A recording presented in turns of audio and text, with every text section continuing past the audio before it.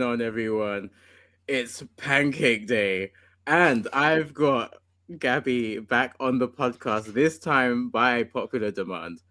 Uh, I've been reliably informed that the episodes that she has featured on have topped the charts for 2025, and we're hoping to do the same for 2026. We're going to talk about last Thursday's State of Play. We're going to talk about our favorite co-op games and a whole lot more. Please get comfy, grab a snack, grab a drink as we prepare to lock in for Power Hour Podcast episode 135 of the Streamcast.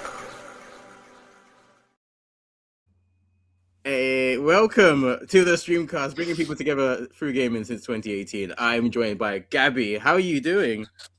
I'm good. Thank you for having me again. Glad to be back. Of course. We'll have you as many times as you are happy to come back on the show. Before the audience starts to hate me. Well, I'm Blackamora, the bad boy of gaming, and everyone already hates me, so it's all good. You're going to be there you go, the good person. Yeah, you're the good person. I'm the bad person. It works. It's perfect.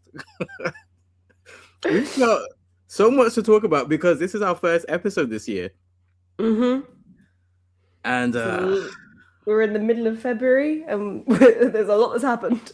Yeah.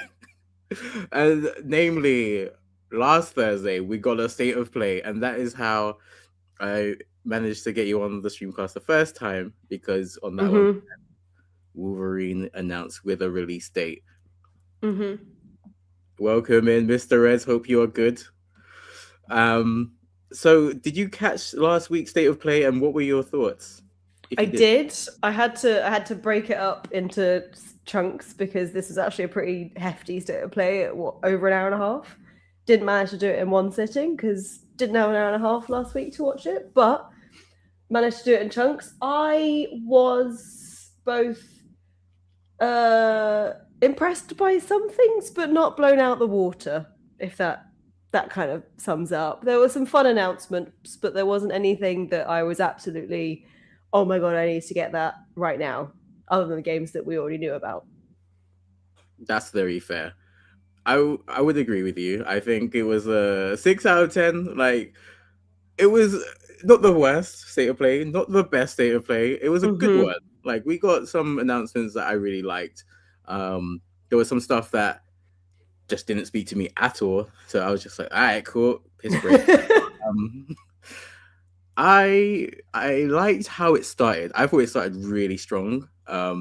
It was Kenna Scars of Cosmora. Which is of course the sequel to the acclaimed Kenna Bridge of Spirits, which I still need to finish, but catch up. Yeah. You know what, there's nothing like a sequel to get you to finish a game that you wanted to play for years, bought it, and then left it on your backlog. I was going to say this State of Play was very remastered sequel, bring it back, here's a nostalgia trip. You already know about this. Here it is again. It was kind of like, well, you've heard of us. Have another one. Yeah. I think we know Sony's adjusted their strategy a little bit to a bit more safe and smart strategic decisions. We've had their former president outright say, we are really going to double down on franchises that we know have been successful in the past and rely a little bit less on indies and first timers and new releases such as new IPs, and rely on remakes and remasters. So this is kind of that being executed in front of us, and we're seeing that. That makes a lot of sense to me. And I think if it's a lot of games that have been successful or they have put a lot of investment in, I'm with it. For example, Kenna, like I just mentioned, I'm so excited for that game to come out. I can't wait to play it. Obviously, Bridge of Spirits needs to be finished. So I'm going to finish it. I'm going to lie on camera. I'm going to finish it. But there are other games as well, such as Saros, the heavily anticipated sequel to Returnal. Yes. And I like how they're really giving Saros a fair shake of the stick this time around, whereas Returnal, I felt like they could have done more to I feel like Return had its fans and does have its fans, but unless you are kind of already aware of it, it probably wasn't on your radar. Whereas this feels like it's been pushed a bit more, and it's been pushed less as a sequel, but more just oh, you've heard of Returnal, then you'll like this. And it obviously isn't directly a sequel, it's within the same parameters of gameplay. Like, it's not set in the exact same world with the same characters. Like, technically a sequel, but it's not. But it's not being treated as a sequel, it's still being treated as like its own game. Yeah, for sure. And I'm going to. I was gonna say, I can see my name popping up. What's up, Alan? Say hello to the ladies and gentlemen up in here. Kiana as well. Shout out you. Hope you are all good. Hope you're all having an amazing pancake day. If you're in the live chat, let me know what your favorite pancake topping is. I think the strawberries and blueberries and bacon. What's yours, Gabby? See, the key question is, are you a thick or a thin pancake man? That's an even better question. I'm a thick pancake man. I love it thick. See, so it depends on my toppings. If I'm going thick, I want like a maple bacon situation. If I'm going thin, I honestly think just lemon and sugar, classic. I get that. Yeah, if you're going for the crepe style. Yeah. Okay, strong answers. When it comes to the state of play, was there a specific announcement that was your favorite, or do you have like a wide array of games that got you excited? Because when it comes to me, I put games in the in any showcase into like 3 categories. I've got games I don't care about. There are games that that looks nice. I don't know if I'm gonna buy it. And then there's I'm very excited about this game. I will buy it if I can and play it. Blah blah blah. So, were there any games that hit that third tier for you? Those are good categories, and I think Sauros obviously is going to go into my I need to play. I started Returnal. It didn't really click with me for various reasons, but I do want to try it again, and rather try the same game, I'd rather just try a similar game. So that's in that category. I'm also intrigued by the James Bond game. We haven't had a James Bond game in a while, or at least a good one. And we also haven't had like a good action PlayStation game, a large AAA action PlayStation game, apart from the franchises in a while. So I'm curious about that. Not the John Wick one. Don't think I'm going to play that. But James Bond, I think I'll play that one. And then the other one that I was intrigued by was what was it called? The Paradox one. The one that they teased at the end of the Metal Gear Solid Collection 2 remaster. They teased that octopus game. Oh, yes. Because it had like a snake level. And I was like, oh, you can play as Snake as an octopus. I want that. And then realized it was like a separate level. And the game is actually, you play as an octopus in various paradoxes of games. I feel like I've heard of it. So I'm sure someone will tell me that the game already exists and this is like a sequel or whatever. Or I've just heard of the announcement before. But I love a weird and wacky game, as I'm sure people know. I've mentioned it many times. So I'm very curious about that one. Yeah, I forgot about that one. But that's a very good point. I really like wacky games like that as well. Going back to your earlier points, I am very excited about 007 First Light. Like you said, I don't think we've had a good James Bond game since GoldenEye. So honestly, I would like to play this one. I hope it's good. I really hope it is. It's done by the same people who have made the Hitman franchise. So you know what they're doing when it comes to that kind of game. And James Bond is the perfect archetype for that kind of game. And we haven't seen a James Bond movie in a while. No, and for whatever reason, we will. Yeah, so for whatever reason, game instead. Yeah, but if James Bond can't exist in movies, why can't it exist in games? Why not? Exactly. I'm so ready for it. It's been quietly marketed, I would say. There's been a bit of marketing, but you know, when PlayStation truly believes in a game, like your Last of Us or your Ghost of Tsushima.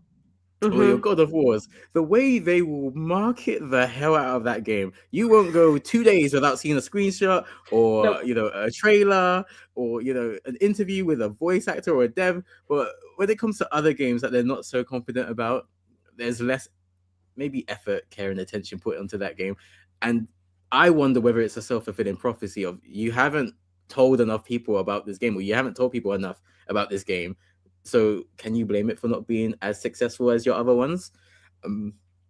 Whereas, the ones that are sure, home runs, Yeah. you don't need to market them as much, but you are. So I am 50-50 on whether that game will be a success based on how much they're putting into it. But I want it to be. I really do wonder if there's a level of just mystery they're trying to do with it, though, because PlayStation are good at their big action role-playing games. I mean, most of their franchises, Horizon, Last of Us, Uncharted, God of War, they're all along that vein. And I don't know if it's partly like what you said, they're not sure if it's going to be a success, so they're kind of talking about it gently rather than forcing it down your throats. But also, they don't want to tease too much because this may be their new franchise. So like, we'll give you a little hint, go and buy the game and find out for yourself. And then if it's successful, we'll then do like a load more. Yeah, I like that viewpoint, and especially the marketing expert that you are. I think I'm going to defer to you on that. Whilst I quickly say hello to Archie Plays and Mr. Reedals. Hope you're good, bro. Also, you mentioned John Wick. There was such a feeling of, oh my god, I would have really loved this 5 years ago. Yeah, that's what I was going to say a little while ago. And it also feels like it's going to get lost because we're getting a James Bond game as well. They're too similar vein. I know they're not the same character, but they're too similar of a style of game to release such large games at the same time in the same state of play. 100%. Yeah. It reads to me as someone who saw the success of John Wick 4, I believe, and then went, let's make a game about it. And unfortunately started after John Wick got all of its hype, whereas they should have been maybe building that game alongside so it can release closer to the release window of the movie.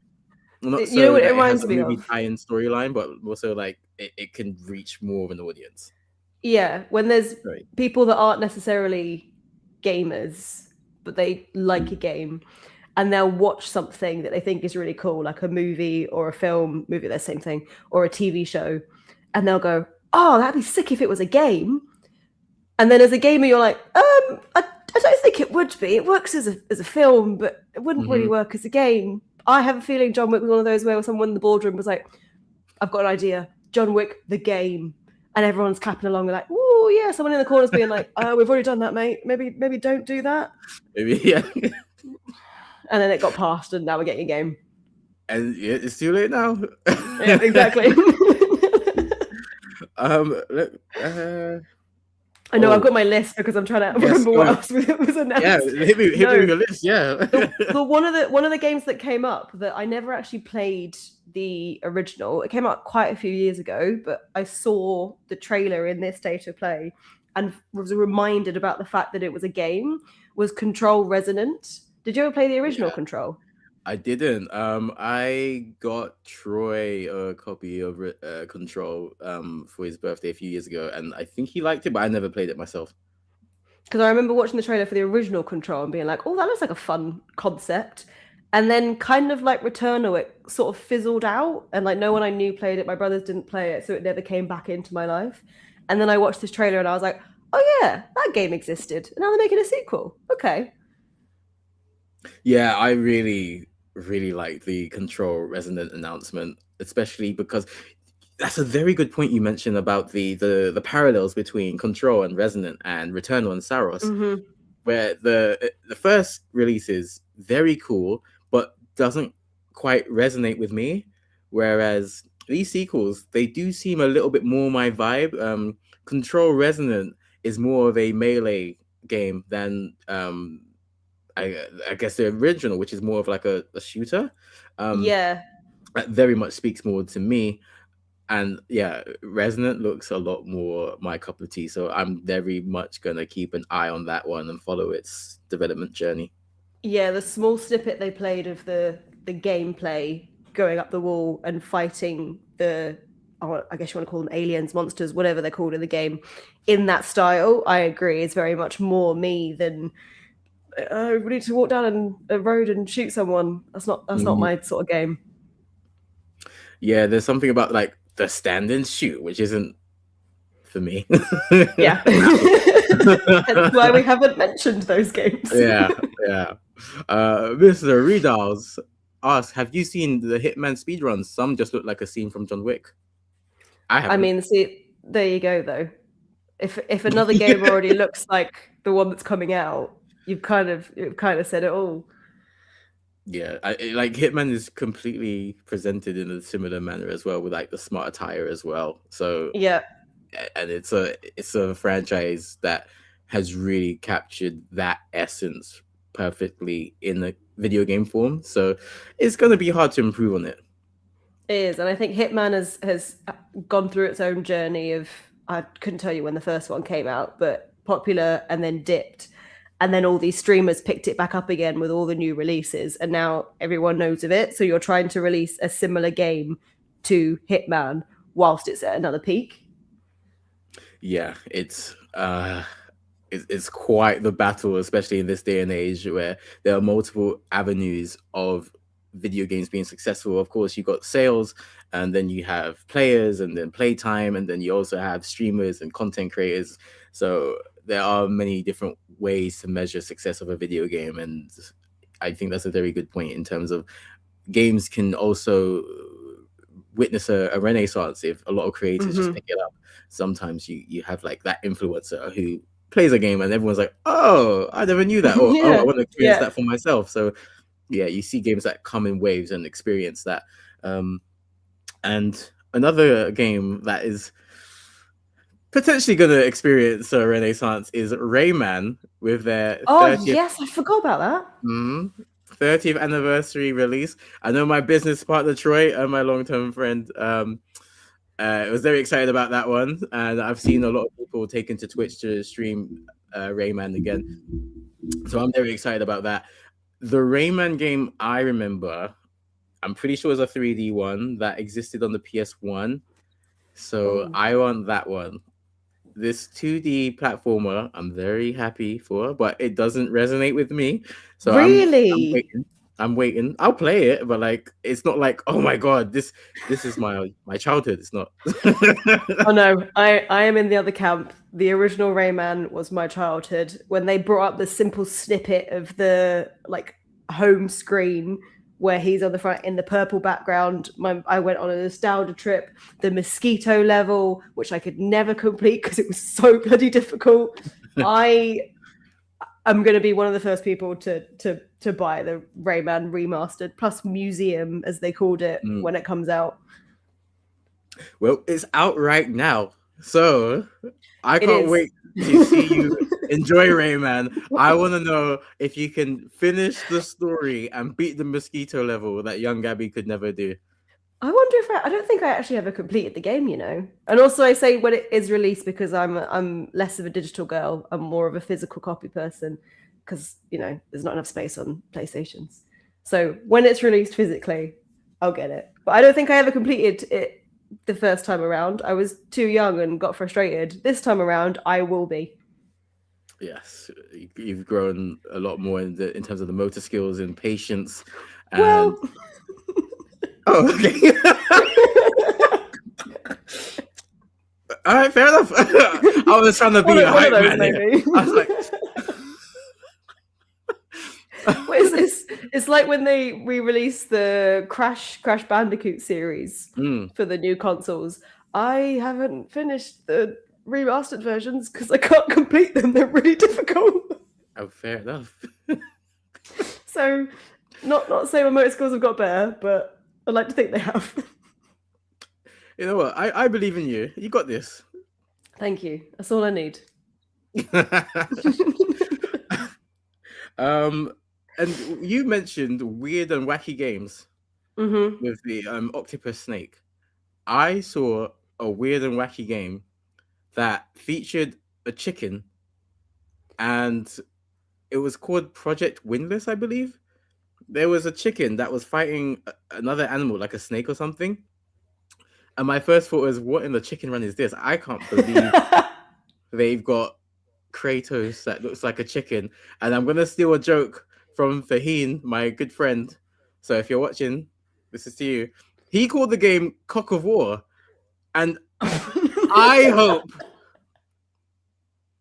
hope that Sony are watching and rename that mid-title Project Windless into Cock of War. The game doesn't even need to be good. I promise I will buy that game if you call it that. I'm looking right down the lens. PlayStation. Name that game Cock of War, and my wallet is yours. I think they'll get a lot of money if they do that, but I'm not sure it'll go on shelves. Look, are you a coward or do you want to make money? That's what I'm saying. I mean, I guess that brings us nicely into the major announcement they left at the end, doesn't it? Which wasn't really a major announcement. Well, I saw on Instagram for 3 days, people were going nuts. I saw people going, oh, it's not God of War. When they saw Sutton to Monica, what the fuck else do you think it's going to be?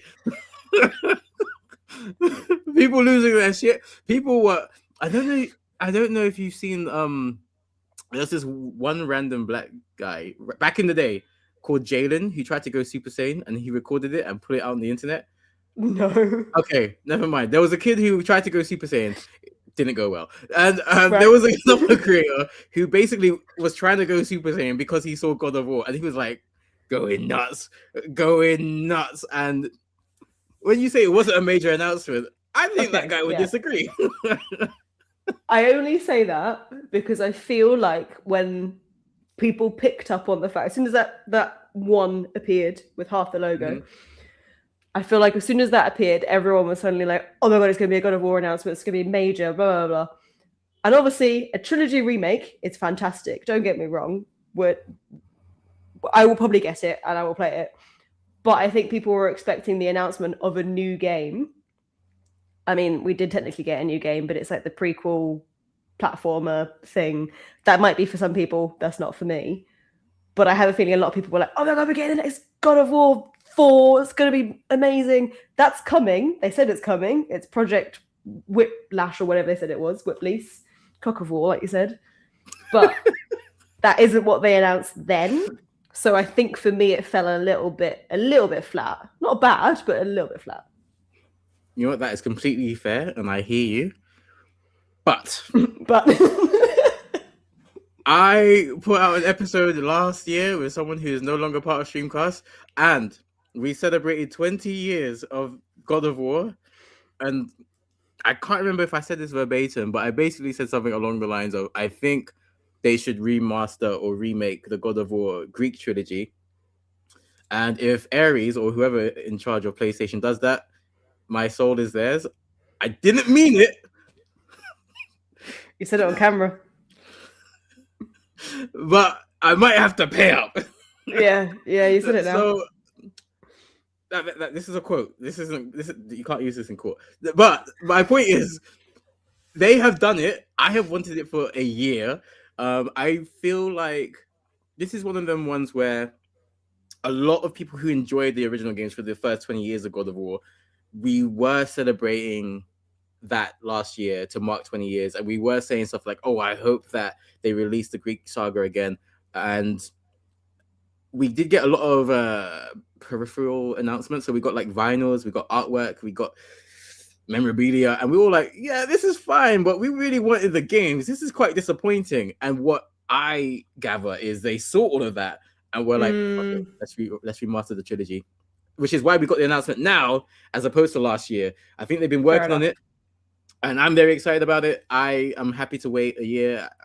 I'm happy that they're doing it because A, it's a good example of social listening. B, it is directly Sony's new mantra of doubling down on successful IPs, safe bets, safe strategies.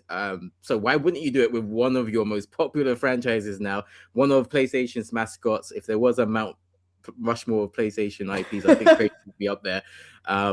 So why not? And I just think that it would be really good to hopefully capture a new generation of God of War gamers who have enjoyed 2018 and Ragnarok to kind of get further context behind who Kratos is and kind of understand why we OG gamers get it and love it so much. Hopefully not detracting from who Kratos is now as well. So I'm very excited about it. See, I that can't wait makes to see it. sense. But I will say, I didn't get into God of War. I'm one of the new fans. I didn't get into God of War until late, which is probably why the announcement of the trilogy didn't hit me the same way it hit you. Mhm. But this will be my way in. And you say there isn't a Mount Rushmore of PlayStation, but technically there is, and it was Astrobot. Their little featured levels all had the key franchises, and God of War was one of the levels. So That's true. That's true. that's PlayStation's Mount Rushmore in game form. That's very true. I think that's valid. I think there's definitely a way to have like two schools of thought about it, two different viewpoints of the same painting. I think that's very good. I think it will be a hit for the developer, for the studio. Mm-hmm. But I think in the back of our minds, we're all thinking, "Where's God of War Egypt, though?" Oh, I'm convinced it's Egypt that they're going. oh, Where is it? You say it loud enough, place that Sony might hear you. Where's Anubis? I hope that is what gets announced down the line. I will be getting this Greek trilogy remake, and the only thing that could have made the announcement sweeter for me is if they added the 2 PSP games to it, because I never played those because I had a DS growing up, so I missed out on Chains of Olympus and Ghosts of Sparta.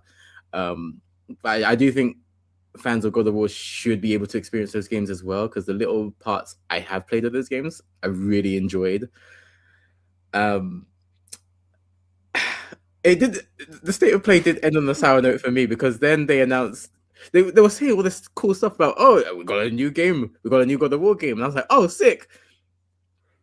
And then it was a 2D platformer, which I'm so happy that it appeals to a lot of players. It's not for me. It's absolutely not for me. I have no interest in playing that game.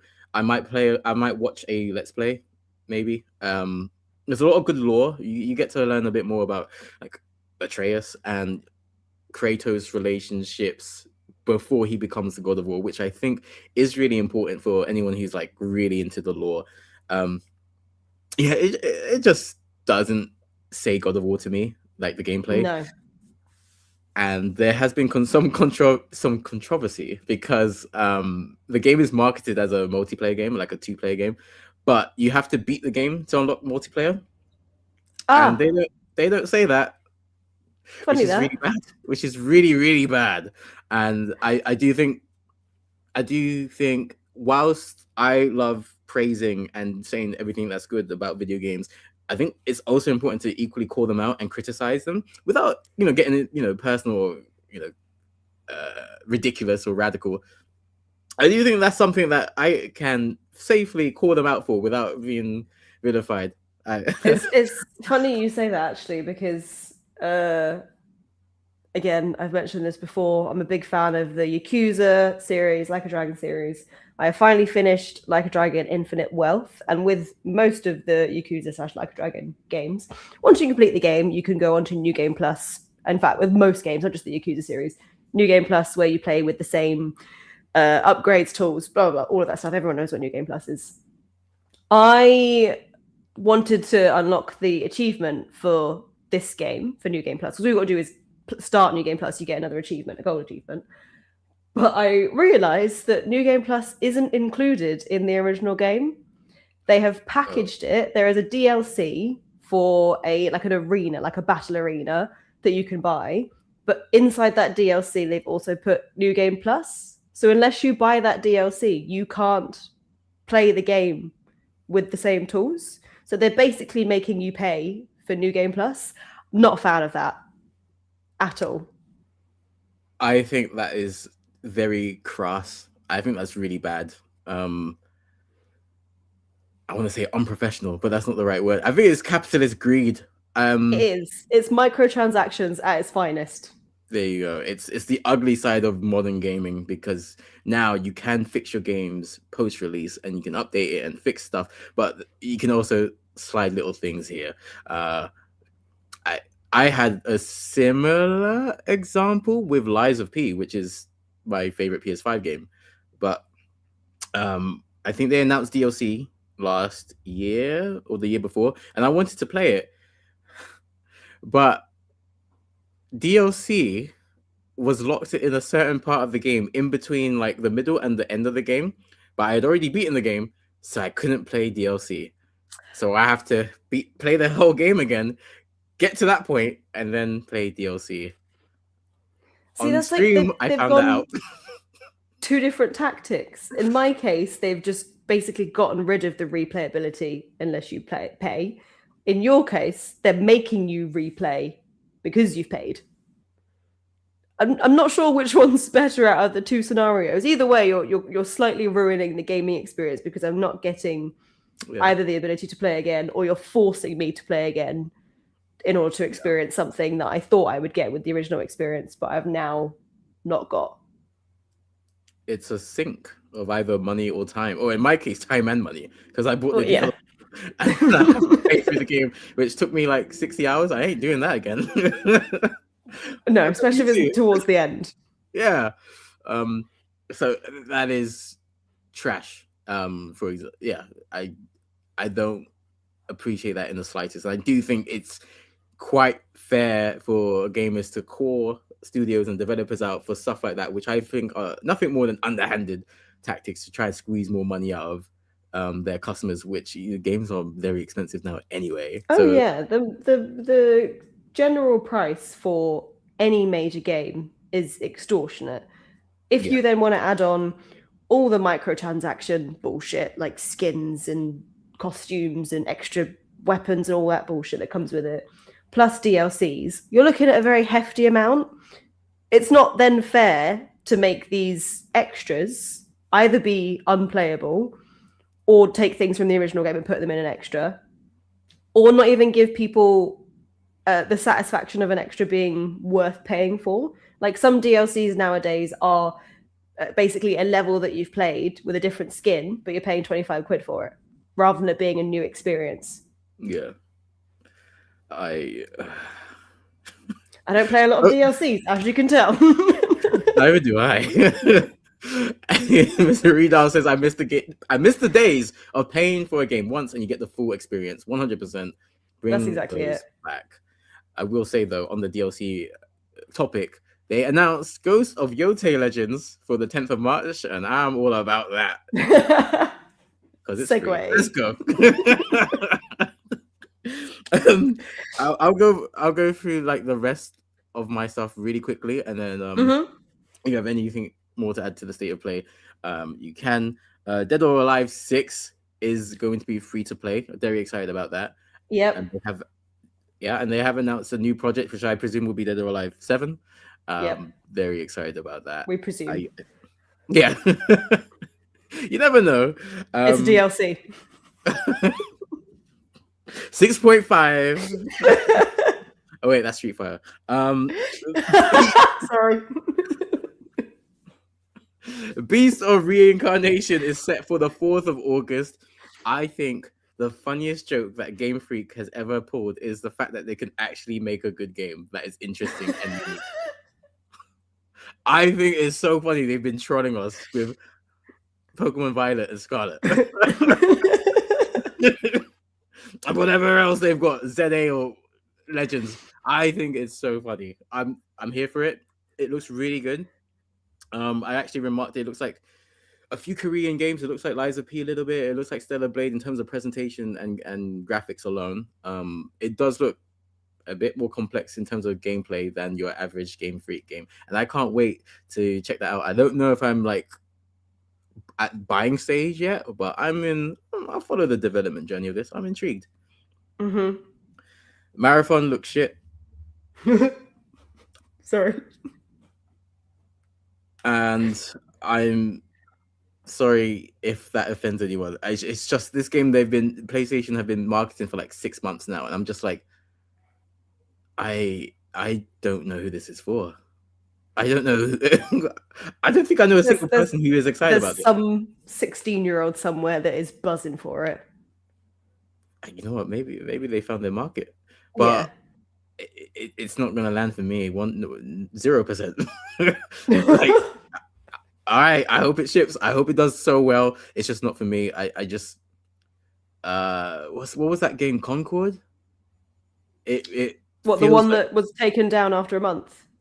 yeah, it Yeah. feels like Concord to me.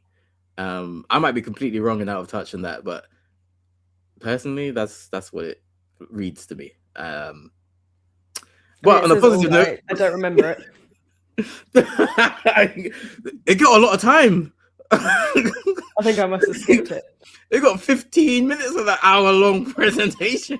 I definitely skipped it. And then X-Men Token Fighting Souls is the last thing I want to talk about. It looks really good. Arc Systems are making it, who made the best Dragon Ball Z game of all time, Dragon Ball Fighters. And it looks really solid. I hope Cyclops gets announced, and I think Arxis really should be the ones to make a Shonen Jump game if they ever get one greenlit in the future, because I think there would be legit interest in seeing like Bleach and Yu Yu Hakusho, Hunter x Hunter, Dragon Ball Z, One Piece, etc. like interact in the game. You have to make the game mechanically alive and fun, and I think Arxis are the developers to make that happen.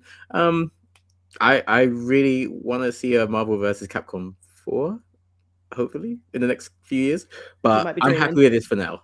Yeah. Not sure I'm not giving my soul to anyone for that. So you reminded me to go back through the list because 3 more things. One, the extra teaser for Pragmata has just made me even more excited for it. So the first trailer that we ever saw for it, I was so excited. I was like, what is this game? I want to play it. I downloaded the demo, still want to play it. Didn't realize the whole control system. If no one's played the demo yet or even seen the gameplay trailer, the way that you combat or bring down the shields of your enemy is you basically have to do a puzzle before you start shooting them. So various buttons, move the puzzle, then you start shooting. It's a very different way of combat. It looks so much fun. And then obviously this little teaser they put in this state of play, I thought it was just going to be set in a spaceship. We've now got a random New York set world. I'm so excited. Secondly, we've had so many trailers for it, but the next trailer for Resident Evil Requiem, I don't know if this is a spoiler. It's not really a spoiler, is it? People are going to play the game. I saw Leo and was like, shit. Oh my God. And then I saw the police station and I was like, shit, we're going back. Very excited. I don't know. Resident Evil was one of those games that I haven't played that many of because I'm not great at horror games. I can do horror films. Horror games, it's the control. For some reason, I can't do it. But I will, if I don't play it, I will definitely be watching a non-speaking gameplay of someone else playing it. And then finally, oh no, sorry, I've got 2 more. Oh my God, I'm going through the whole thing. Silent Hill, the new Silent Hill. First of all, we've been waiting for a Silent Hill forever. Secondly, we've got a black main character. Never thought I'd get that from a Silent Hill game. Also, it just looks sick. If you're a fan of Silent Hill, I'm sure you're probably excited, but it just looks amazing from the trailer. And then finally, a fun one, the Star Wars racing game. I'm really excited for Nice. because don't ask me why. I'm a big racing game person anyway. But I watched the trailer and was like, oh, this is gonna be really fun. And then in the last second, they teased that you're going to be able to do pod racing in the game, and I was like, right, I'm sold. That's it. I'm done. Getting it. I love how we have really mentioned different games. I'm so down to play Requiem. I love Resident Evil, even though I have the same thing you do, and I think my theory is because we're the ones controlling the character, the horror is happening to us, through the screen. I'm spectacularly shit at horror games, as you can see. Don't worry, me too.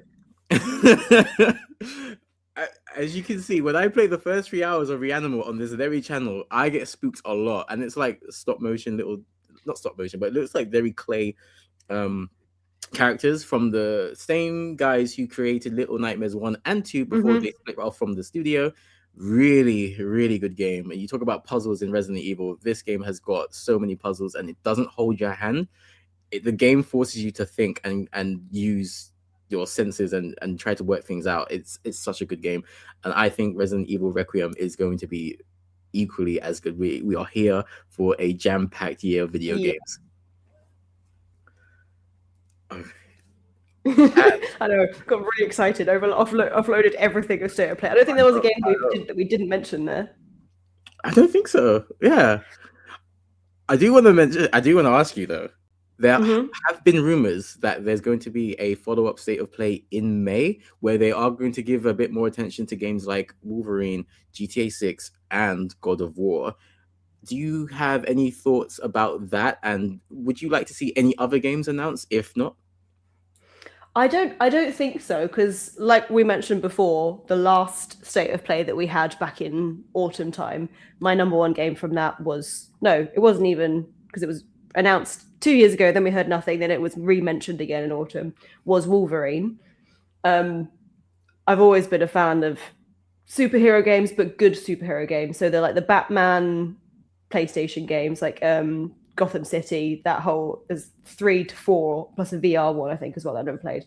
Those sort of games in my jam, where it's superhero, but it's not cheesy superhero. It's like gritty, bloody, gory, all of that sort of stuff. That's what I think we're going to get from the Wolverine game. It's not going to be, oh, I'm a superhero. Wolverine as the character isn't one of those people. So I was already invested in that. So I would love to see more of it. One kind of on that as well, because they announced the Deadpool game as well at the same State of Play. Was it the same State of Play? Which do you remember that? I do remember them announcing a Deadpool game, but I don't know if it was at the same State of Play. But it was around the same time. Yeah, some other announcement. They announced the Deadpool one, and I can't remember if this was in a State of Play, so if it was PlayStation exclusive or not. But I remember seeing that and thinking that of a similar vein. If it's gritty, gory, dark, but a bit funny, which is Deadpool, I wanna see it.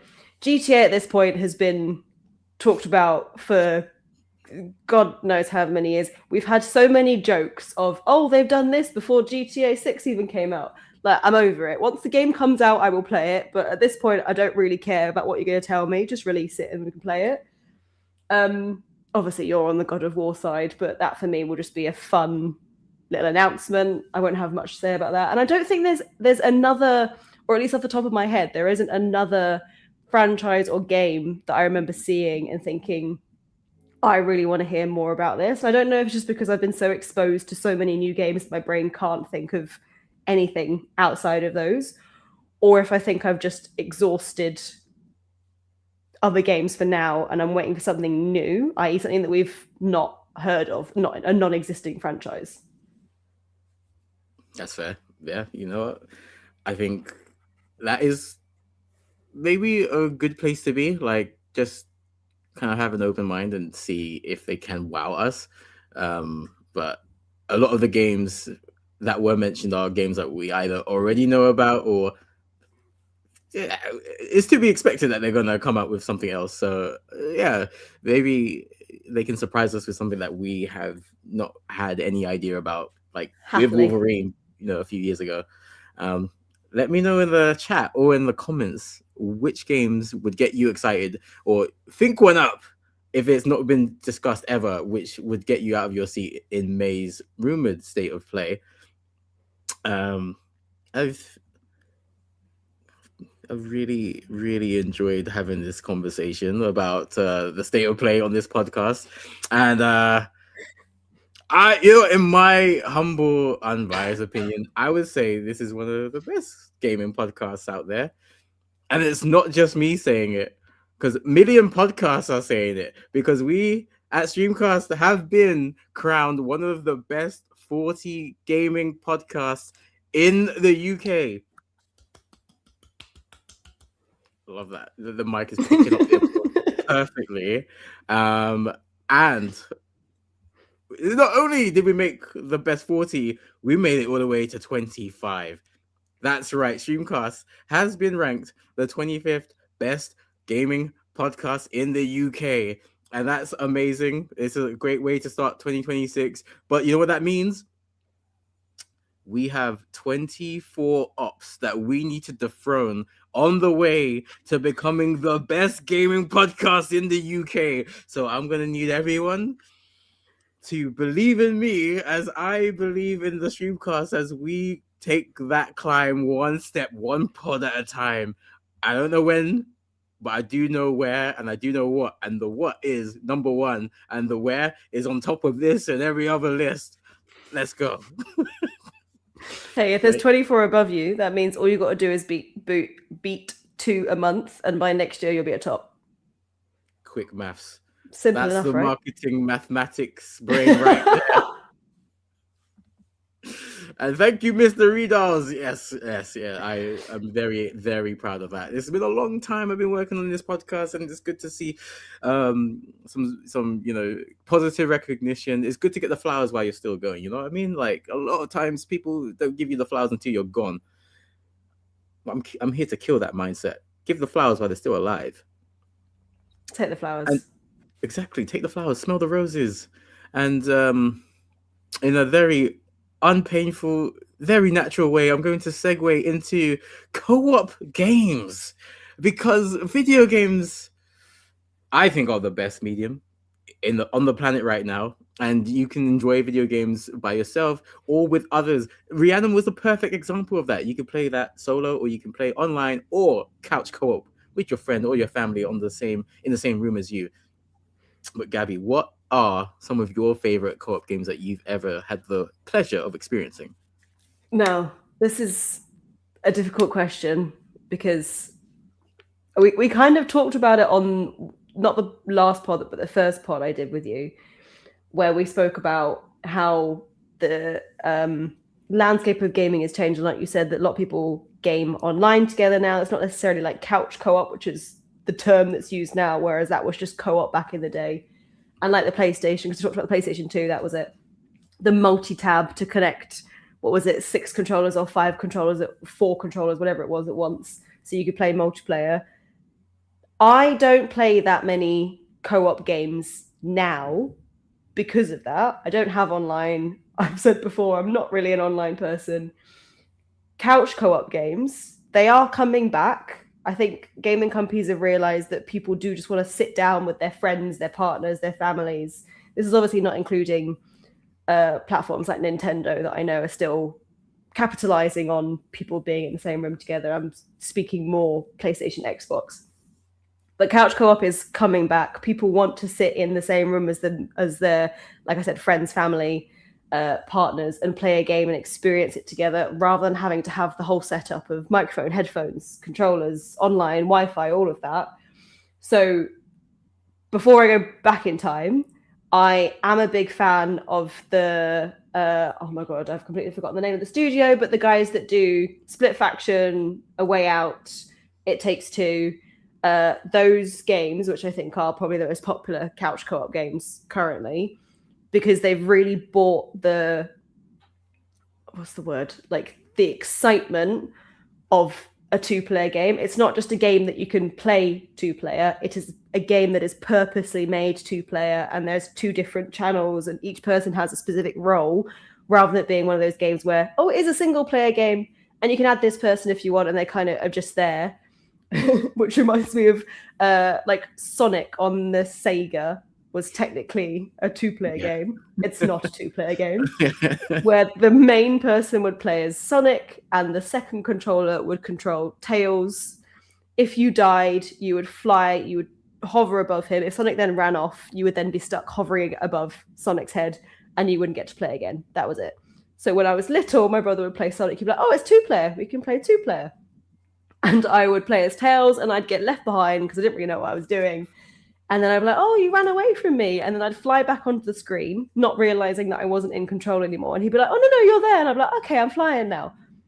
It's not a 2-player game. No. Anyone that ever tells you that, it's a lie. It's not a 2-player game. It's a 1-player game with an assist. That's the best way to call it. But sorry for that ramble. Yeah. No, not at all.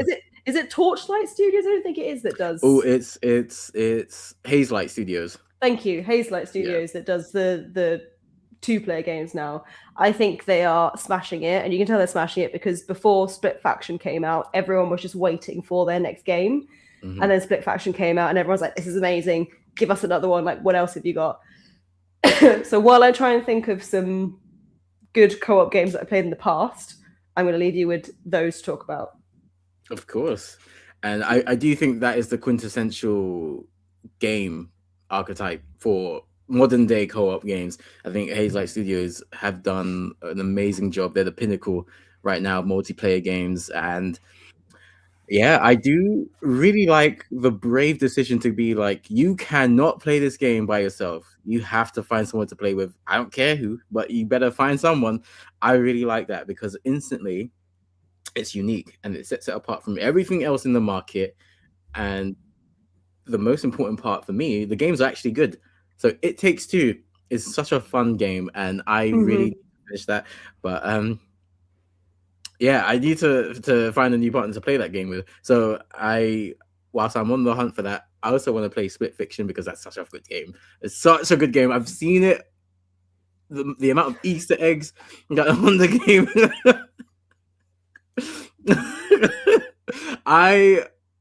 I really enjoyed my time playing It Takes Two. I want to go back and finish that.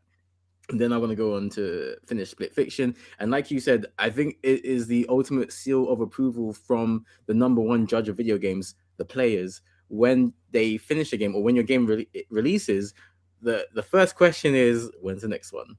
When's the next one? Of course, we are greedy consumers, but the modern market has kind of determined or conditioned us to be like that. But two, it's a massive compliment of, oh my god, I enjoyed this meal. When's the next one? I can't wait to have the next one. Yeah, they have done such an amazing job, and I haven't seen too many games try to copy them because that's something I have noticed. When a really good game comes out, like Vampire Survivors, a lot of other games will try to mimic it. Bloodborne and Elden Ring and Sekiro are very good examples. A lot of people were trying to, get some of that Souls-like pie. A lot of games are trying to get that roguelike pie right now. And I haven't seen that with this type of game to the effect of, oh my god, there's flood in the market. There's so many of these. Can't play this game without another partner games. I don't know if that speaks to the high level of difficulty to make a functional, compelling game with a great story that doesn't feel plastic like a lot of the modern AAA, quadruple A games. But I think again that is like the pinnacle, the Premier League of multiplayer games. And yes, Redals is completely right here. Level 1, touch grass. Level 2, make a friend. Yeah. Level 3, play the game. And another thing that they've done really quickly is if one person has a copy of the game, they can just play with someone else without the second person having to own the game themselves. I think that's such a sweet move, and that goes against a lot of the capitalist greed that we were talking about earlier in this episode. To see that there are some modern day developers who are still for the gamers, who understand the cost of things nowadays. I think that goes a long way above everything else. But a good story, good gameplay, a game that looks good, and a game that truly gives a crap about the gamers is something that's always going to have a special place in my heart. And I mean, if anything, you said that you've not seen many people take on the co-op games since these have come out. But I'm actually seeing, I've not played many of them, but I'm actually seeing various sources on the internet that more co-op games are being picked up because of these releases. So every now and again, I'll get these top 5 co-op games to play with your friend, and these co-op games to play with your friend, and all that. And I think rather than it being a, like you said, with like the Dark Souls style, where people are just trying to make money by making a game that's similar to what's already been announced, they're seeing that these games are popular, and rather than being like, oh, I mean, we'll just copy it, they're like, actually, we can capitalize on the fact that people just want to play games together. So let's make a game for people to play together. And I think that's taking us in a better direction of gaming. And obviously, they're still doing it for the money, but it feels like it would benefit us as the players more than the studios, because we're going to get quality games out of it rather than just duplicates of games that already exist, like a duplicate of It Takes Two, for example. Yes, yeah, that would be a lot more superficial and obvious to a lot of the gamers, and it just wouldn't do well. Just a very good point. Some other games on my list, I will try to not go on for too long. Overcooked is a great example. Some Of would say course. it's not a co-op game.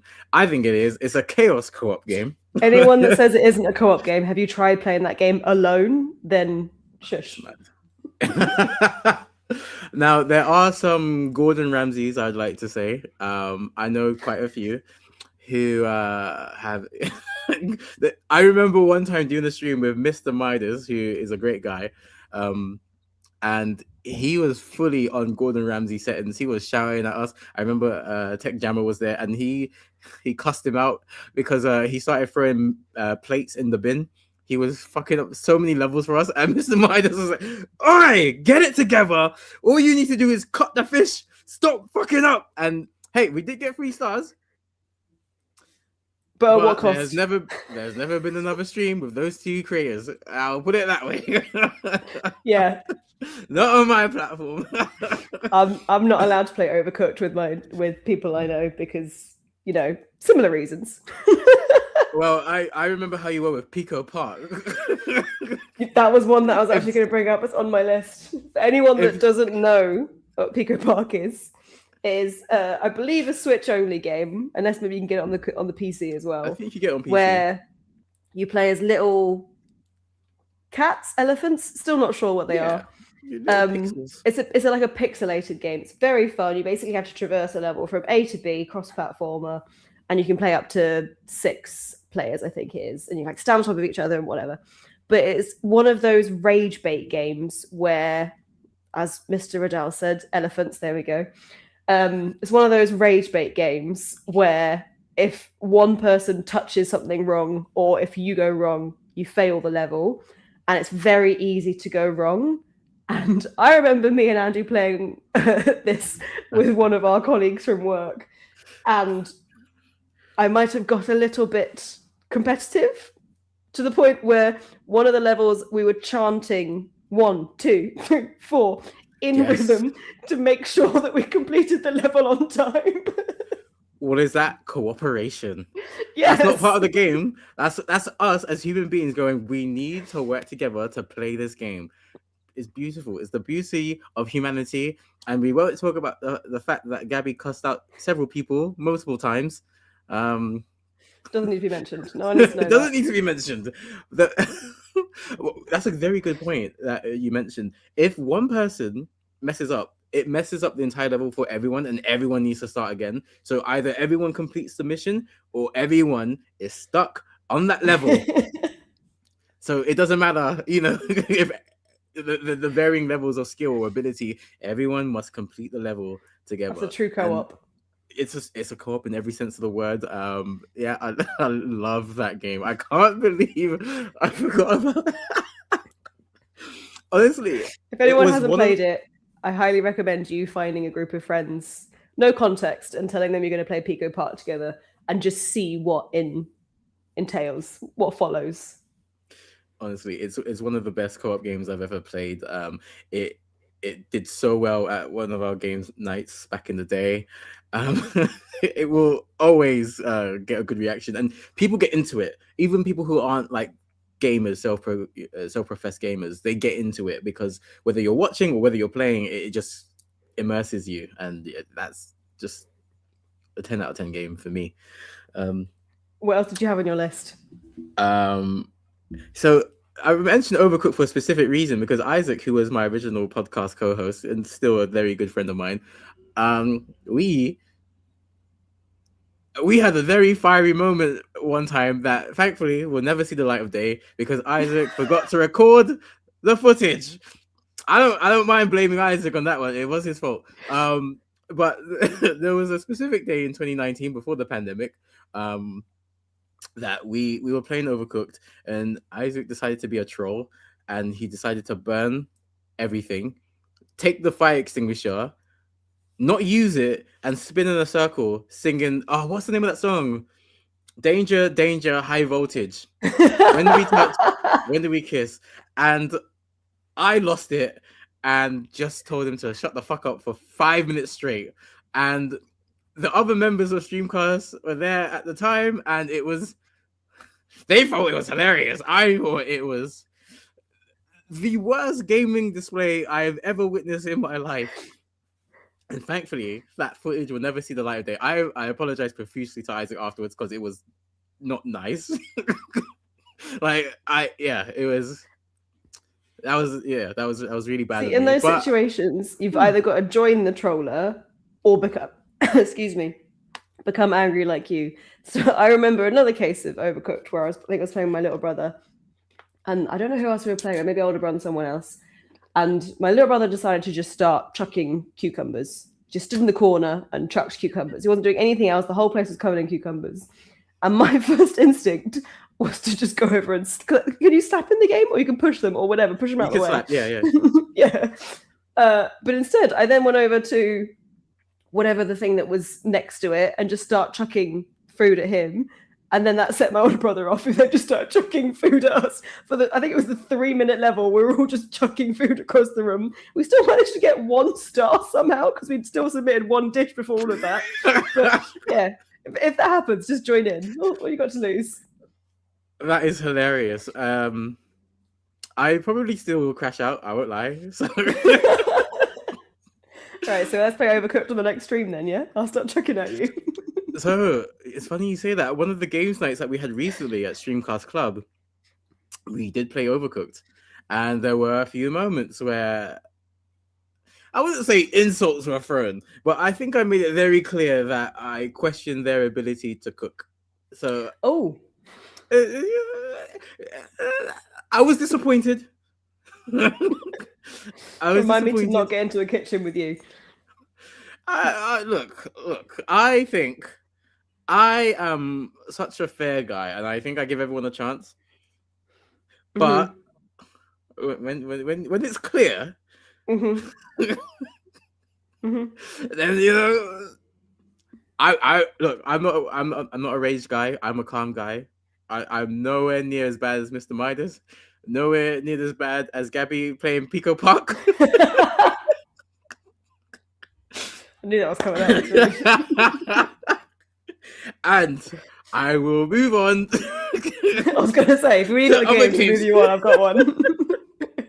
Streets of Rage, another really fun classic. Game. Amazing game. The entire franchise. I'm specifically thinking of 2, which I think is on the Mega Drive, and 4, which is on the Switch.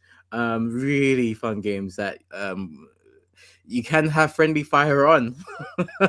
So if you are feeling like a chaotic little shit, yeah, you can be. But it's not quite the same though, because of the way the game works. Unless you're stood at the exact same level as them, it's hard to actually shoot them. So yeah, it's fair. Yeah, there's a science to it. Yeah, exactly. But the essence of the game is very much to work together to beat up the bad guys, to beat up the big boss, which is always a fun challenge. And again, that's another one that we had a lot of fun of playing the games nights at work back in the day. I was surprised at how popular that was actually. I don't know if that's the colors, whether that's the story, the gameplay, or the fact that people were playing together, and there wasn't so much a competitive nature of like who's the best at Smash or who's the best at Mario Kart. It was more so we win together, we lose together, and I think that's very peaceful. I love that. I've got 2 games, and they are 2 very different games. One's been mentioned in the pod before, but it's classic. But firstly, the Lego games series, specifically Lego Star Wars. Lego Harry Potter is also good, but Lego Star Wars, because that's all I remember playing multiplayer. It works as a single player game, it does, but it is so much funner if you play with other people, because it's just battling, whacking, getting studs all day, every day. Especially when they then remastered and added the 3 new games for the PS4 version. Will forever be in one of my top games. And anytime there is a new Lego game release, I want to play it. I still have Lego Horizons on my wish list. When it comes down in price, I'm not paying that much for a Lego game. I love them, but I'm not paying that much for a Lego game. But I think nearly every other Lego game I have played, and I mean like Harry Potter, Star Wars, Batman, Jurassic Park, Indiana Jones, like they've made it about everything. I've nearly played every single one because they are just a good 10 to 15 hours of casual gaming that you can play by yourself, but even better with someone else. And then the second game, which I have mentioned before, but holds fond memories and I think works very well as a co-op game is Time Splitters 2, because the story mode, again, you can play it single player, but they have little features that make it work as a co-op game as well. Like the very first level in Siberia, one of you needs to hold the security camera deck to point where they are, and then the second person needs to be in charge of the sniper to shoot the cameras. Obviously, you can do that as one person, but why would you have to flip between the two when you can just sit on the sofa together and say, oh, I can see the security camera there, you need to shoot them. That, to me, was more fun than playing the game single player. And there was little features like that in every level throughout Time Splitters 2 that just make it one of my best co-op games. I think that is a perfect explanation as to why multiplayer video gaming is so important and why there is a space for them when there is a true teamwork aspect in it, not like Sonic or Tails, where, look, I love the Sonic games. I love the Sonic games. I love Sonic. He's one of my favorite characters in all of fiction and non-fiction. I think that Sonic 2 is the equivalent of, yeah, you can go if you bring your little brother with you. Yes, it is. That is not a genuine co-op game. Time Splitters 2 is a genuine co-op game because Yes. there is a need for two members, right? Time Crisis, that entire franchise, especially the one on arcades, is one for me as well. Yep. I definitely, there's a memory of me and my oldest friend, Miles. We were playing Time Crisis and we were so locked in. We didn't see that for some reason there were like bare people coming in the arcade to watch us play. I don't know what was going on. It was so weird because we were okay. We weren't particularly amazing, but we did finish it. We were good enough, I guess. But that's one of the memories that is burnt into my mind. But the fact that it was me and my best friend just playing this game, and we were just like bam, bam, bam, bam, bam. Very minimal communication, just bam, bam, bam, bam, bam. We know what we're doing. Bam, bam. So much fun. Very Rush Hour. Very like yeah. And maybe that's what those people saw when they came in and just watched us play. Yeah, it's there's something about those classic games that are just like they fully understand the social aspect of video games. Yeah. And this isn't sorry. On Time Crisis, it's funny that you bring that up because in the state of play, they did say that they were bringing it back to go into the classics folder on the PlayStation Store. I don't think it will feel quite the same as being in an arcade or being on the PS, because we had the PS1 with the guns, the big grey guns. Don't think it's going to feel quite the same, but it will be a nice nostalgia trip to play the original Time Crisis. And they did say the PS5 controller will be, I can't remember the term, motion orientated, so you can actually aim with the controller. So there's a level of, the arcade factor coming in. It's not quite the same. That's so cool. I don't know if I'm gonna, because I think I have to increase my subscription tier because I've got the PS Plus Basic just to get the free games. I think I'll have to go up a tier to play that. But I love Time Crisis, so maybe. Is it worth it? Yeah, maybe. I have one more game. I have one more game I want to talk about, and it isn't co-op in the traditional sense, but it is the Dark Souls franchise. Specifically Dark Souls 3, but I can talk about the trilogy because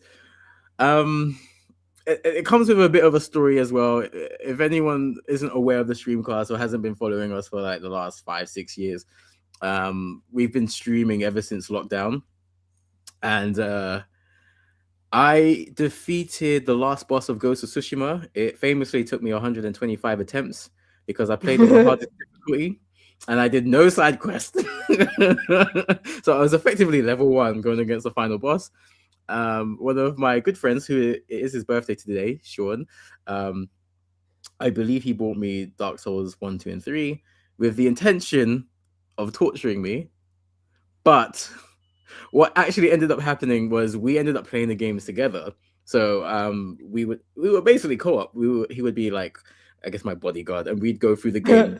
He'd be teaching me how to play the game whilst we're playing, which, in hindsight, it was a very fun way to actually learn how to play Dark Souls, to go against the bosses, to understand the mechanics, to understand that everyone is afraid of Dark Souls, but it's just a different type of game. And if you can get your head around what the game's trying to teach you, it's actually not that difficult. And Dark Souls 3 is like the epitome. It's the best game out of the three, in my opinion.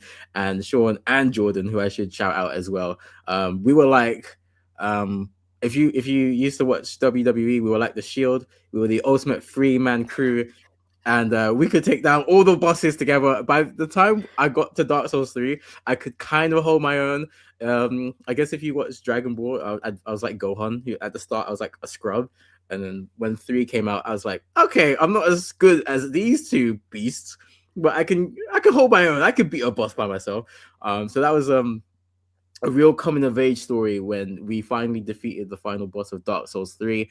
And the side effect of being tortured by my good friend Sean is I am now obsessed with Souls games, which is now why I went through Bloodborne. Loved it. I went through Sekiro, loved it. Second best game I've ever played in my life. Lies of P, love that game. And I'm always looking for the next one. Cuphead, I'm going to finish that game. I'm obsessed Does with Cuphead count as a Souls game? That's a whole other topic. Let's not get into that. Initially, no. But in terms of how the sick fucks who made that game meticulously designed it to be a cute Tom and Jerry torturous game where you have to be fair. pixel perfect to win, yeah, I'd call it a Souls game. In Souls by nature, not Souls by name, you know? Right. But going back to what you said, that kind of nicely sums up what co-op games or co-op gaming is meant to be. Like, it doesn't need to literally be people playing a 2-player game or 3-player or whatever, but it is just the point of bringing people together. That isn't just, hey, I played this game. Oh, I played this game. Let's talk about it. You're experiencing it together.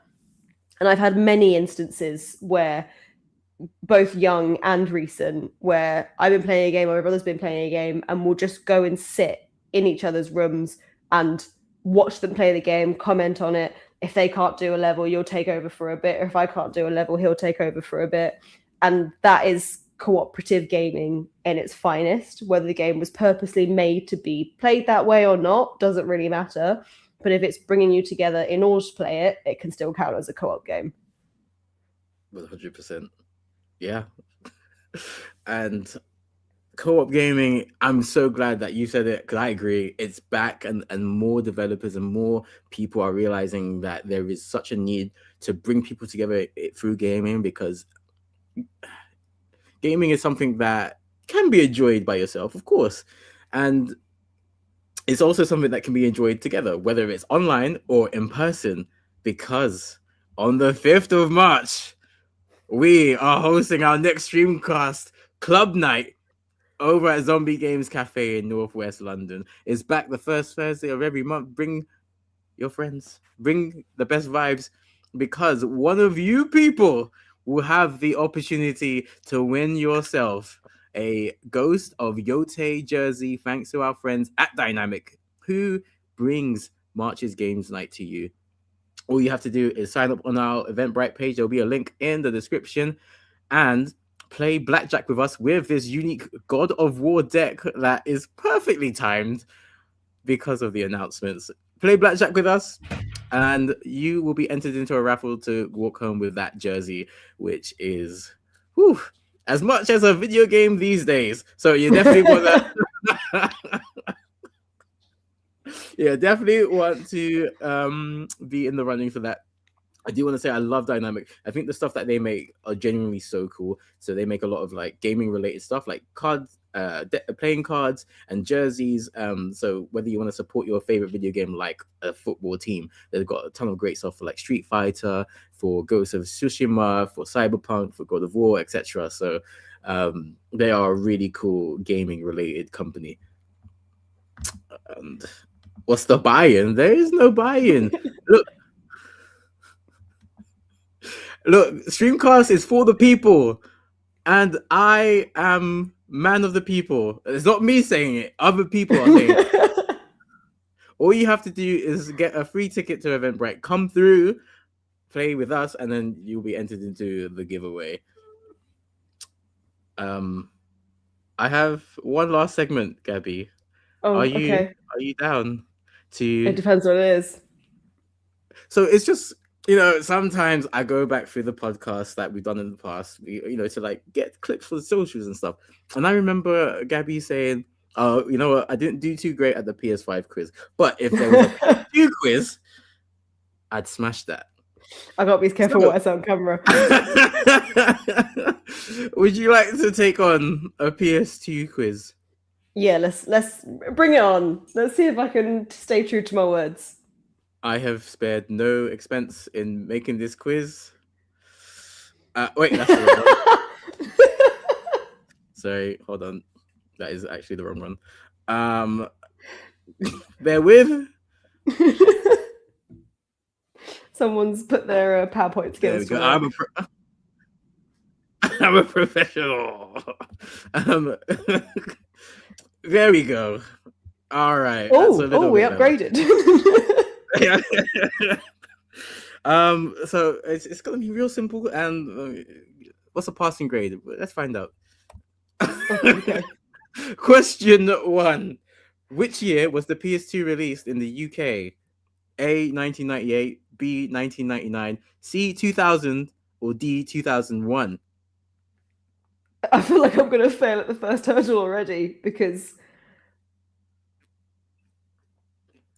2001.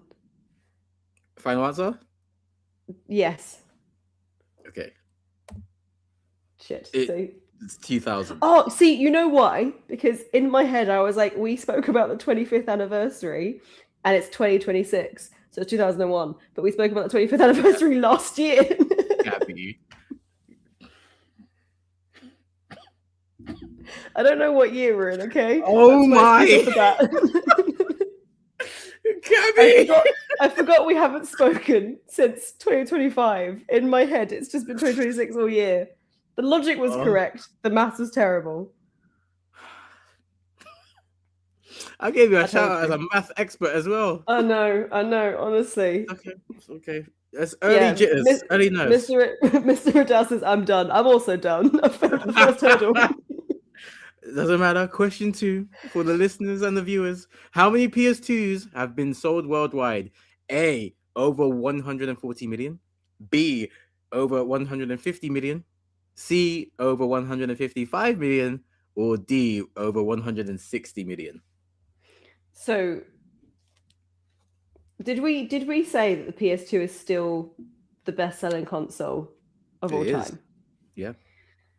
So I know that much. No, I don't know. I was going to go high, but that feels like a trick. So I'm going to say... Wait, hang on. No, but technically, if I said over 140 million, that's A, B, C, and D all in one. So I'm still technically correct. I won't give you the mark, but sure. I'm not going to go for A because, I mean, I would be correct with A anyway. I think I'm going to go for B, over 150 million. Because in my head, for some reason, it's 152. But I don't think that's right. I don't want to go for the highest number with 160 because that feels like a trick. But no, I think it is D. Oh, God. No, stick to my original answer. So you're going for B? I am. Okay. Oh, God. The logic. The logic was there. But hey, 160 million is still over 150, so I'm still technically correct. That's fine. I did say I won't give you that. No, I'm not. We did talk about this in the PS2 podcast as well. So I was trying to I was a little bit on like. Also, there's the joke of Sony are just gonna find 12 million PS2s that they sold to the Mexican cartel, the Japanese Yakuza, the Italian Mafia, and go, oh, hey, we actually will never be overtaken by the Switch. I remember the conversation, just couldn't remember the number. It's okay. It's okay. You can turn this around. It's all good. Question 3. What is the best-selling PS2 game of all time? Is it A, GTA San Andreas? Is it B, GTA Vice City? Is it C, Metal Gear Solid 2? Or is it D, Kingdom Hearts? It's got to be San Andreas, surely, because Metal Gear Solid 2 and Kingdom Hearts, although great selling games, fantastic games, they're not as big as the GTA games. And Vice City to me is the sub game to San Andreas. So I feel like it has to be San Andreas. And if I'm wrong, then I don't know gaming. You heard it here first. Does Gabby know games? Stick around to find out. Going A, GTA San Andreas. Correct. Okay, yeah, Let's good. go. All right, the comeback is on. So Gabby's on 1. 1 out of 3. Number 4. Oh shit. How many Simpsons games were released on PS2? Specifically the PS2. A, 3, B, 4, C, 5, or D, 6? My head is saying 3 because Simpsons Hit and Run, obviously. Of course. Oh my god, there's another Simpsons game that my brain can't remember, and then the Simpsons movie game. I don't. What is the second? Why can't I remember what the second one is? Anyway, I don't remember there being another Simpsons game on the PS2 off the top of my head. And if there is, then I definitely didn't play it. So I'm going to have to go with 3. Okay, 3. Final answer. Yeah. It's Shit, what's the 4. 4th? So I think it's Hit and Run, skateboarding, Road Oh, Rage, that's and the I one I think was thinking of, Road Rage. and I think there's a game just called The Simpsons on PS2. That's the movie game. Oh, okay. Fair. So Yeah, I the think skateboarding one, that- I forgot. Yeah, skateboarding and Road Rage, the other driving one. Literally, I can remember the gameplay, but couldn't remember the name. Oh, damn. It's okay. It's okay. You can still get a maximum of 6, I think. It's all good. 7? Okay. I don't know. Question 5. Who originally manufactured the iToy? A, Sony. B, Logitech. C, Canon. Or D, Panasonic? Okay, it's not canon. That's as far as I've got. I don't think it's Panasonic. That feels rogue because back in early 2000s, Panasonic was more TVs. Sony feels like a trick question because PlayStation is Sony. So now I'm wondering if Logitech manufactured the iToy because they did webcams and so therefore they knew miniature. I'm going to go with Logitech using my logic. No. But I have a feeling it might just be Sony and it's a bit of a trick question. We're going B, Logitech. Final answer. Yeah.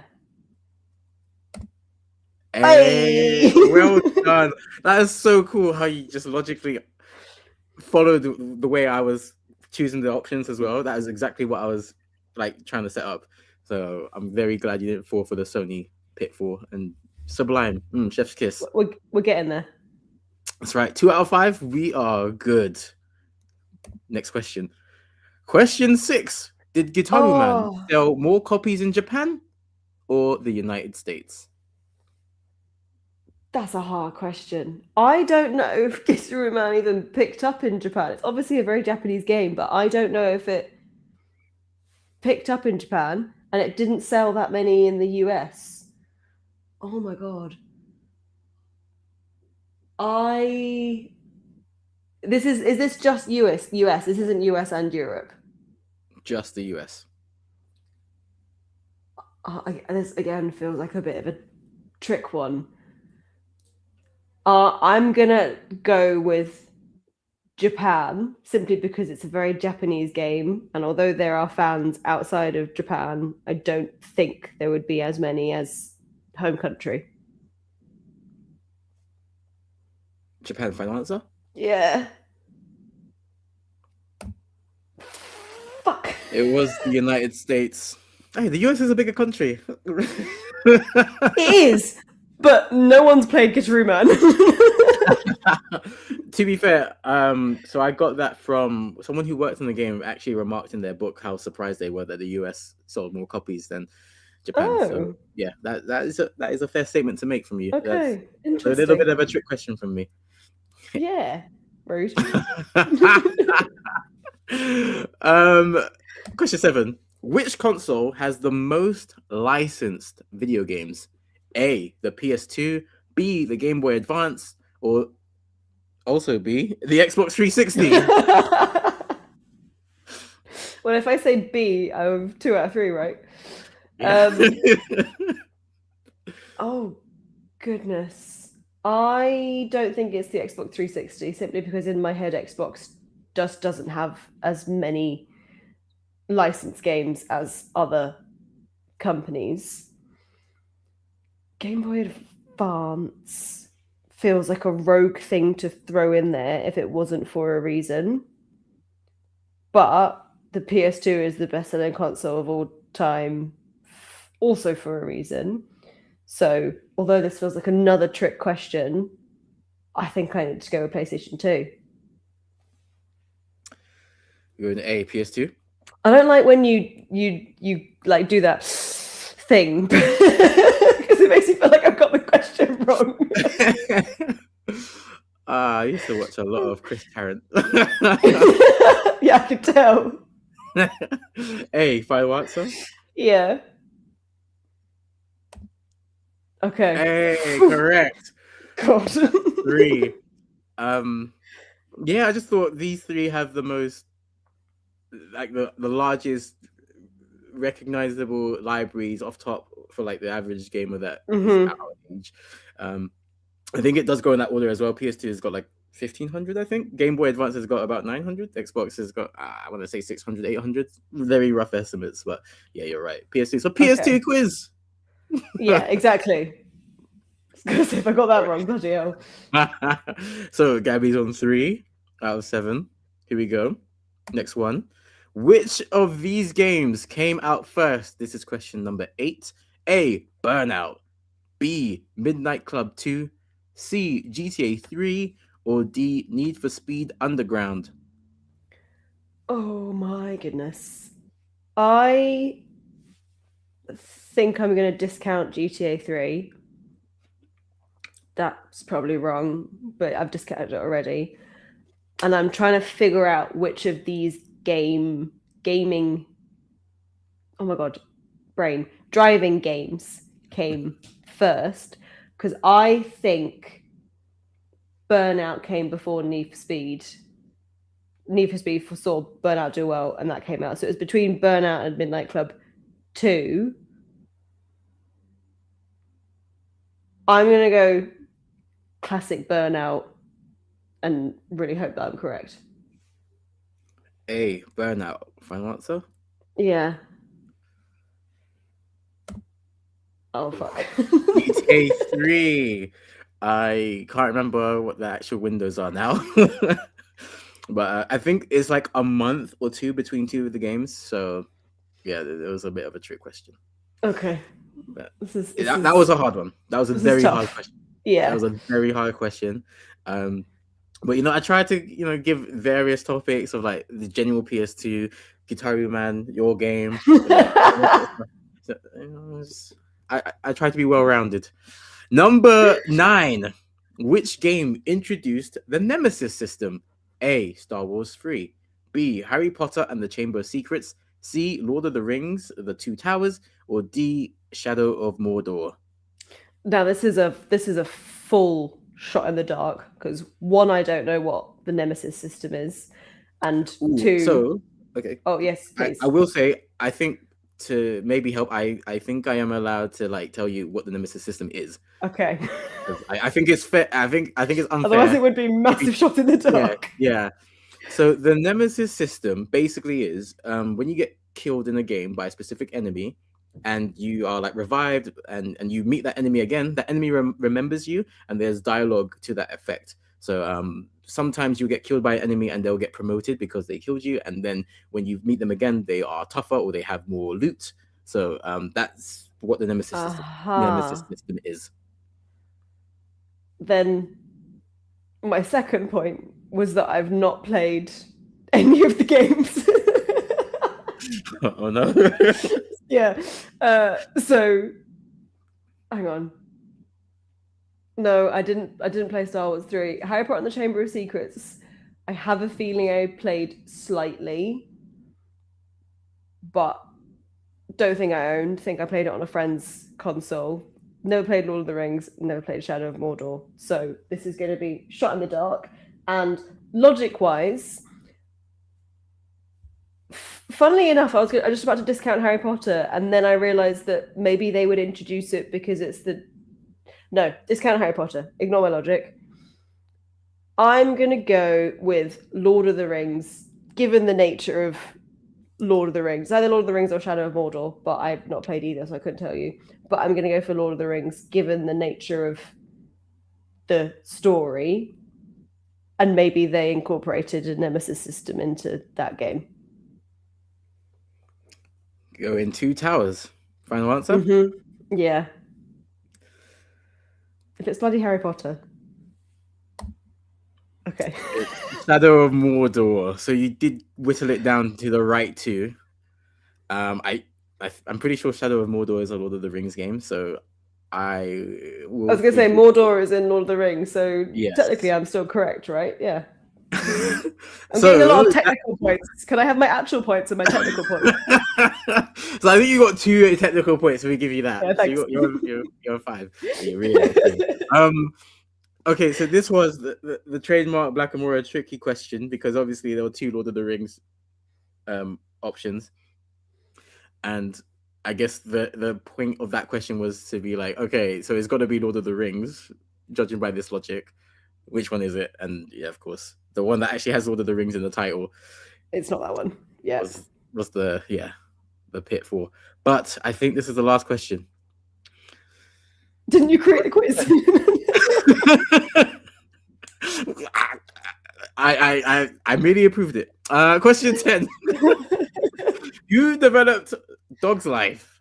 A. Capcom, B. EA, C. Frontier Developments, or D. Sony? See, I'm gonna quite confidently give an answer because in my head I can still remember the intro sequence to the game. So if I say it confidently and I get it wrong, then I'm going to question my entire existence. But I have a feeling it's Frontier Developments. Going Frontier Developments. Final answer? Yeah.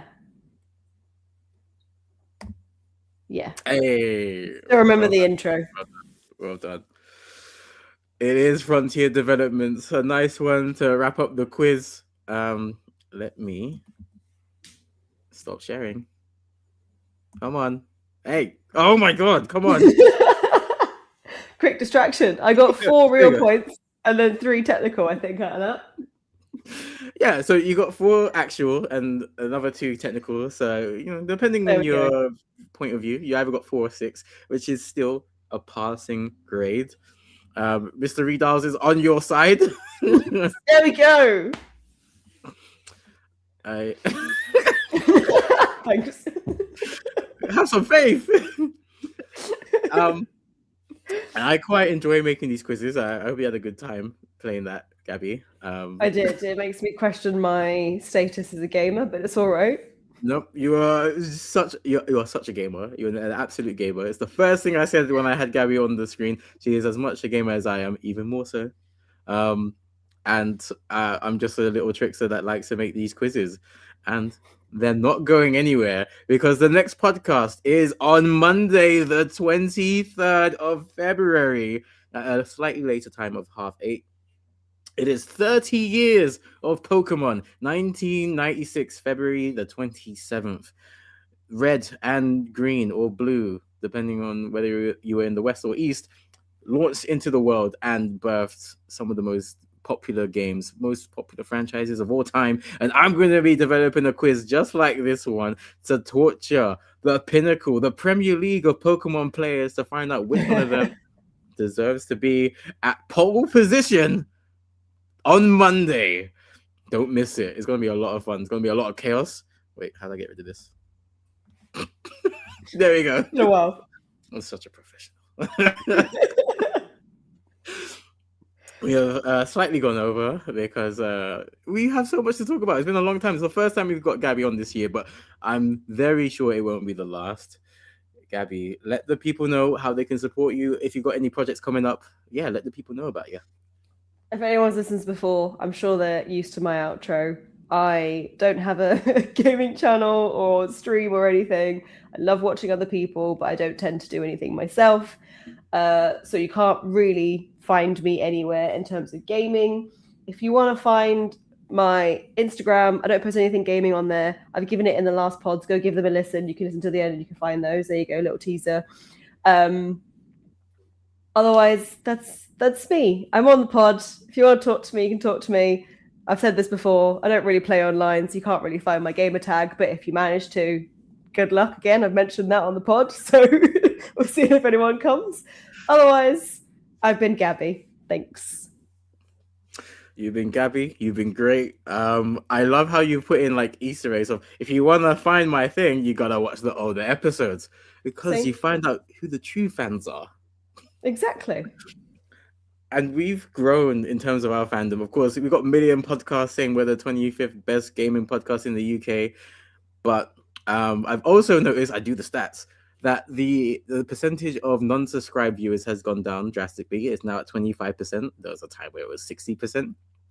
So now it's only 1 in 4 of you people who are viewing this are not subscribed. First of all, I'm very happy about that because it means we are moving in the right direction. Second of all, hi new viewers. Hello, I'm Black Amora, most hated in gaming, but it's okay because you will learn to get to know and hopefully love this character. And thirdly, subscribe. The entire point of that sentence. Please hit the subscribe button, tap the bell, set it to all so you get all the notifications as soon as they go live. Streamcast will most likely be on your YouTube, TikTok, or Instagram feed. So please follow us on Streamcast _ on Instagram and TikTok. And of course, right here, youtube.com/Streamcast. I've already said the next podcast is going to be on Monday and it's going to be a quiz. The plan is to do them quarterly. So keep an eye out for that. But that is it, basically. I am ready to make some pancakes now and live up to Pancake Day. Oh yeah, happy Pancake Day. We did say it at the beginning, but I forgot. I hope you have an amazing rest of your week to everyone watching and or listening to this, whether this is on YouTube. First of all, give us a thumbs up if you're watching this live or on demand. If you're watching this on Spotify or wherever you get your podcasts, please give us a positive review or an honest one. I always want to improve the product and give you the best possible show. Until then, take care of yourselves and your loved ones. Stay safe. We'll see you on the next Streamcast.